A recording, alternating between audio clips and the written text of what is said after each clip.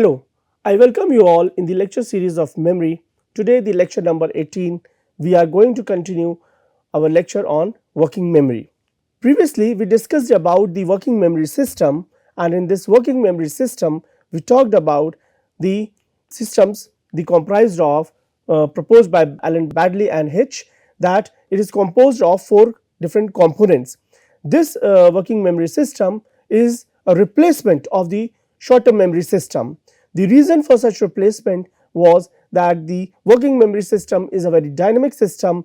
People are using more than two types of memories, such as the auditory working memory, visual working memory together, and integration of this information is very dynamic in nature, which cannot happen in a simpler form, which was being proposed by with the help of short term memory. One. Secondly, here with the working memory system, we can manipulate the information here and there. So the working memory system which you are seeing on your screen was proposed by Baddeley and Hitch in 1974.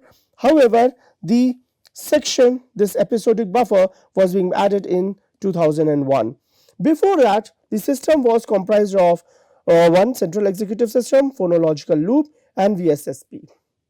Now, these systems are considered as a slave systems, because these systems like phonological loop and VSSP tries to provide an input to the central executive system to execute the task, or to ensure the completion of the goal. When we talk about such sections, let us address these slave systems in detail. And in talking about these slave system, firstly let us discuss about the phonological loop.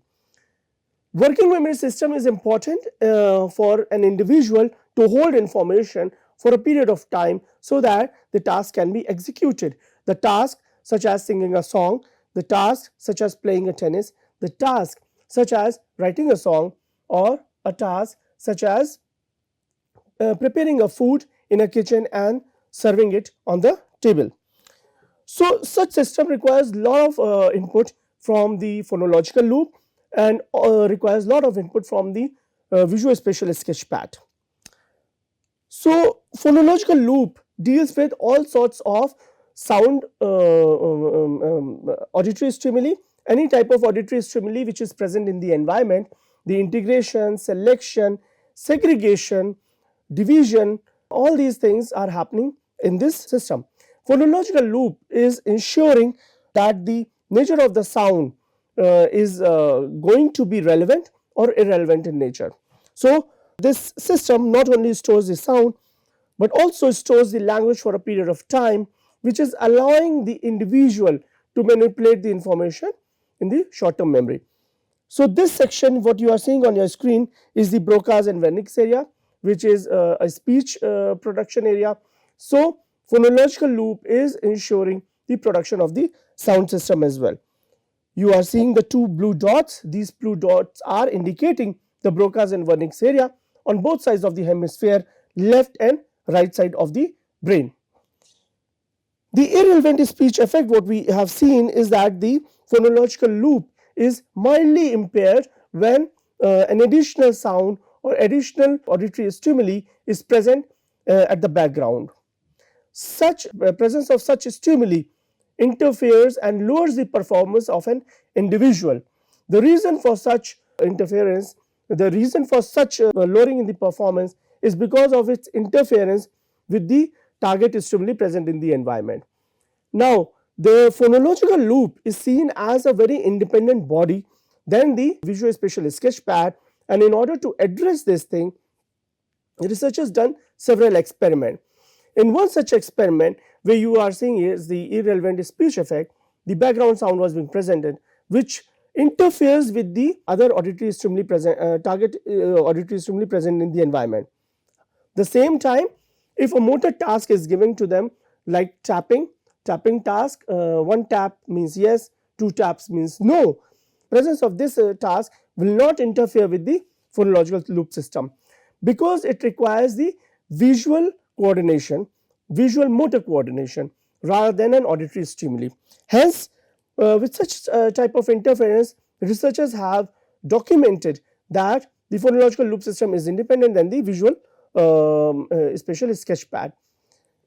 Our understanding should be very clear here that if any damage or if any impairment is happening in these brain regions, it may affect the phonological loop system. Initially, we were only talking about the behavioral side of the phonological loop system, how people are separating the two auditory stimuli, how people are processing these two different stimuli. Later on, researchers were more curious to understand what is happening at the neural level, and that is how the Broca's and Wernicke's area came into picture. The individuals who have a large working memory capacity, it assumes that they hold large amount of phonological information in their system, which helps them, which aids them in executing the task. The task could be singing a song with a melody and rhythm, which requires a long-term, which requires a working memory integration with the long-term integration and holding information in the working memory system to execute the task.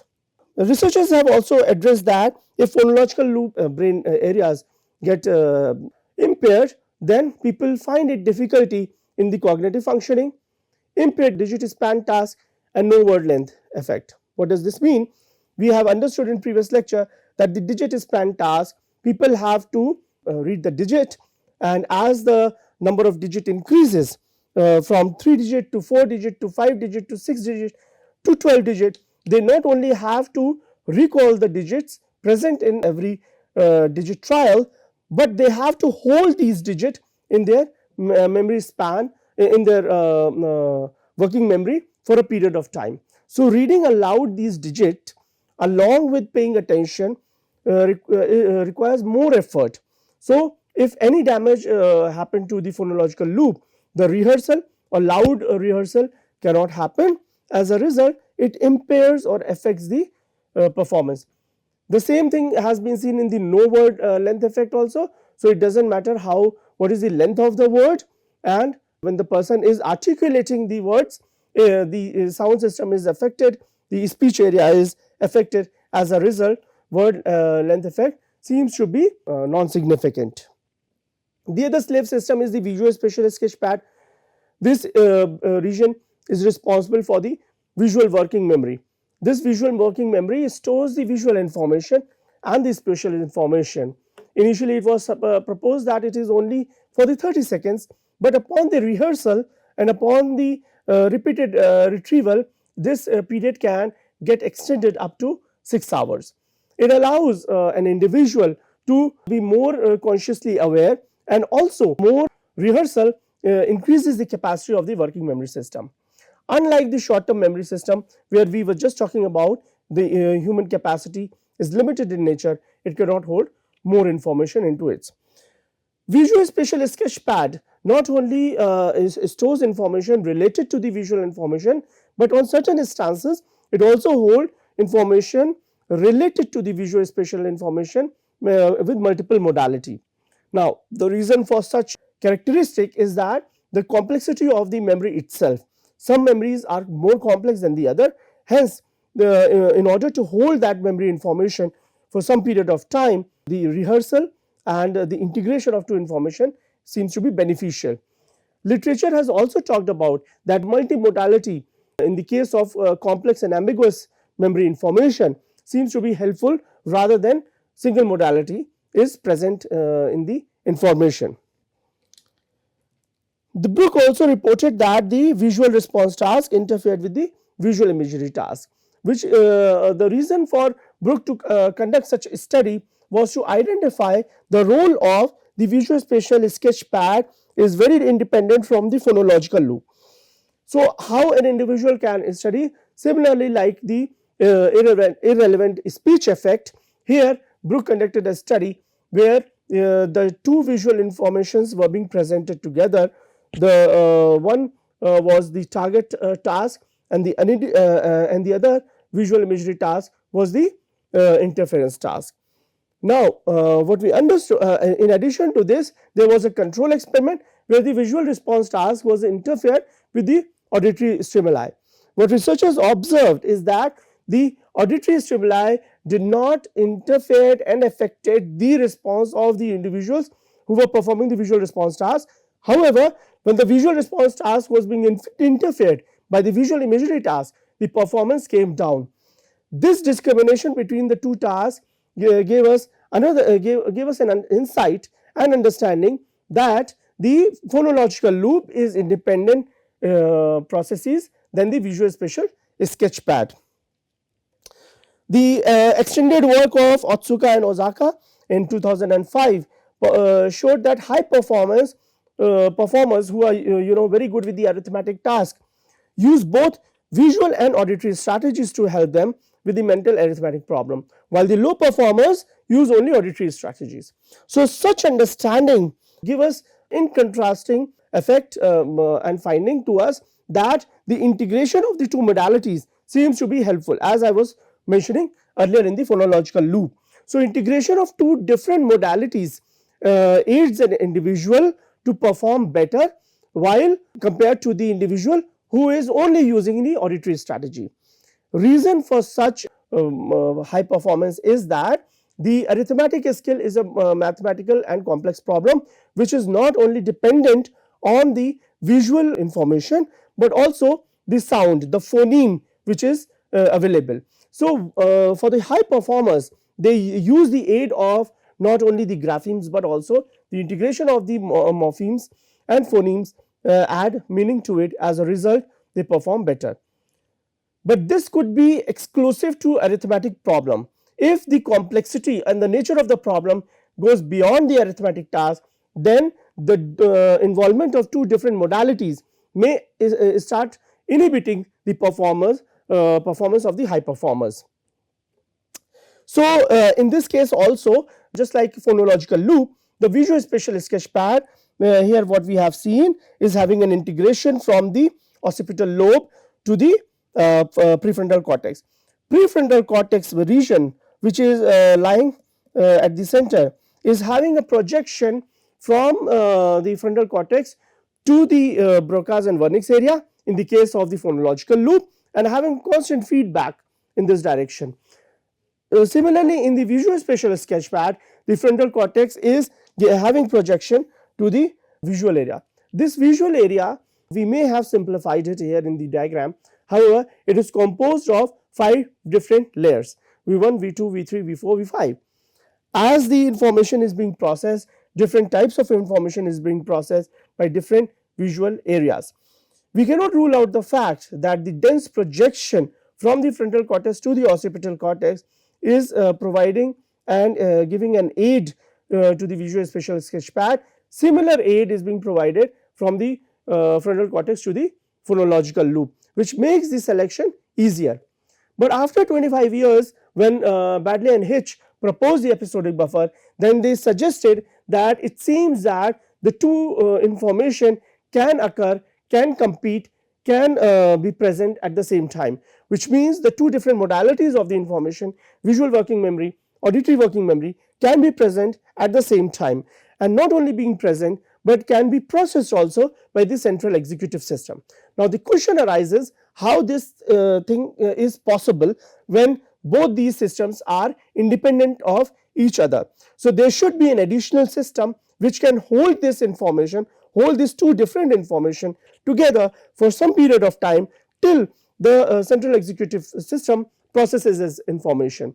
So episodic buffer integrates these information from the phonological loop, from the visual spatial sketchpad, and also this episodic buffer interlinks between the working memory area, working memory information to the long term memory information. Now such aspects when we as a researcher is trying to address, it gives us a lot of clarity that there should be a system which holds the information for a period of time till the further execution is there. So imagine if you have to give a talk, or if you are waiting for your flight, there is always a lobby where you go, and if you arrive there before time, then you wait in your lobby for your turn to come so that you can go and stand in a queue to catch a plane. Or when you are going for an interview, then you don't directly barge in into the committee room, but you wait in the waiting lobby or waiting room where you are being going to call as per your turn when it will come. So episodic buffer is also doing the same. It holds the information there for some period of time till it is being called by the central executive system for further processing. And that is why these slave system, why we are calling them a slave system, because central executive system seems to be a superior system where the integration, decision making, problem solving, reasoning processes are happening, and the input is being given from the slave system, which is the PL and the VSSSP. So here you can also see watching ballet performance, episodic buffer integrates the music and the dance together. So sound and the visual information together, binding this information together, and then retrieving some information from the long term memory.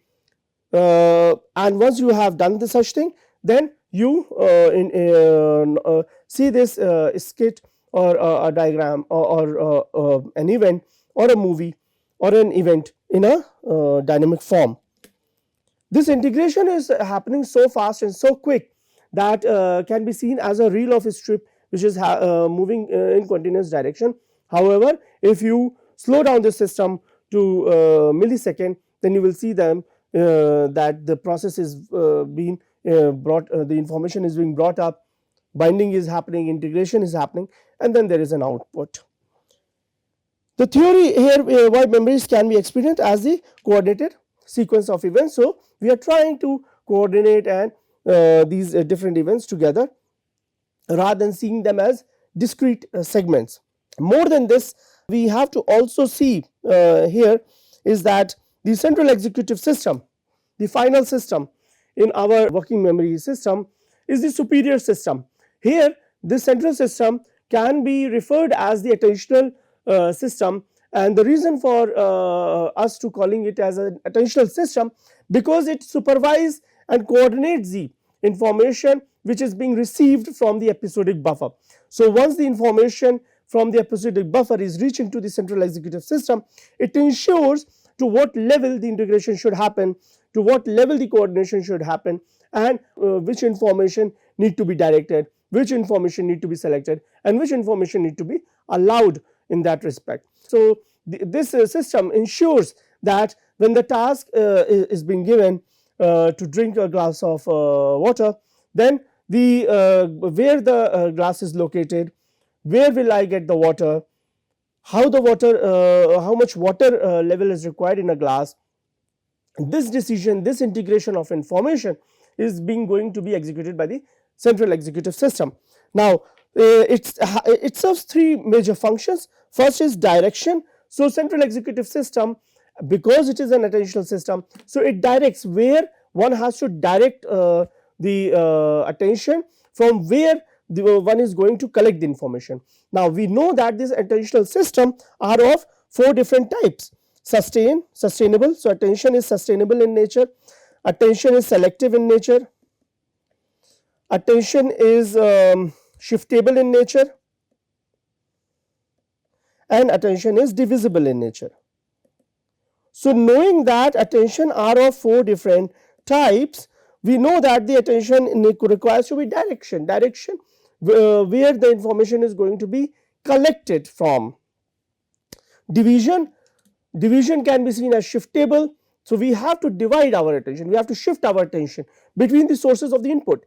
So if in an environment there is a high and rich information about the visual information, then we are prone to acquire that visual information. That very moment, if a foul smell enters into a room, then our olfactory system gets activated, and then from visual attention, from visual information, now we have to direct our attention towards the olfactory information. And that very moment when the loud noise is being played or your favorite song is being played on the music system, then you will shift your attention from the foul smell towards your favorite song or the music played in that environment. So division is there, then allows you to switch our attention among the competing source of input. So this switching constantly being happening all the time, and this switching helps an individual. So how it helps actually, that as I said in previous, division of attention, how it is happening. So it is also allowing to switch which environmental stimuli, which information present in the environment is more important for us. One should be very clear here, and also we have discussed in previous lecture about different cues present in the environment, how the cues are aiding an individual to make a decision. So these cues are actually directing our attention and grabbing our attention in this regard. So central executive system is ensuring that how the direction, division, and also allowing to switch our attention between the different sensory stimuli present in the environment. Goal of the central executive system is to allocate the limited attentional resources to working memory. So the main purpose for central executive system, just like the main purpose of the buffer was to integrate and hold the information into its system till central executive system requires that information. Here the central executive system ensures how to optimize the processing. The optimization is going to help the system to reduce the cognitive load. Once this optimization is there, the individual may process effectively, efficiently in the environment. So efficiency and effectiveness depends on the optimization of the attentional resources done by the working memory system. Let us summarize here what we have studied here. Working memory consists of the four systems, four major systems which is present there in the working memory: phonological loop, visual spatial sketch pad, episodic buffer, and central executive system. Phonological loop is responsible for the auditory working memory. Any type of sound or any type of information related to the auditory stimuli is being processed by the phonological loop. Similarly, visual spatial sketch pad deals with all type of visual spatial information, all types of visual processing information, and it ensures that the information selected based on the preferences and biases of an individual. From individual to individual, phonological loop, visual spatial sketch pad may function differently in these individuals. Episodic buffer tries to not only link the or integrate or hold the information in its system for period of time till the central executive system requires that information, but also it tries to link between the working memory and the long term memory integration. So it ensures how the link should happen and how the information should be passed down to the long term memory for future references. Central executive system can be referred as the attentional system, and it maintains the attentional control across the system.